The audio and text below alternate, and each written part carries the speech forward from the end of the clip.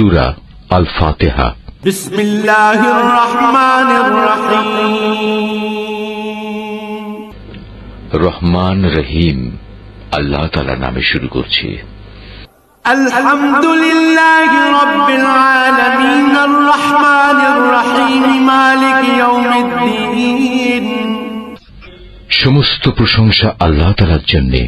তিনি সৃষ্টিকুলের মালিক, তিনি পরম দয়ালু, অতি মেহেরবান, তিনি বিচার দিনের মালিক।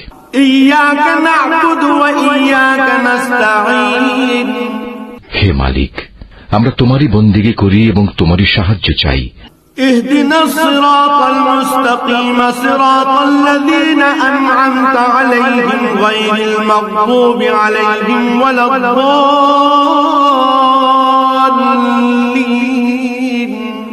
তুমি আমাদের সরল ও অবিচল পথটি দেখিয়ে দাও,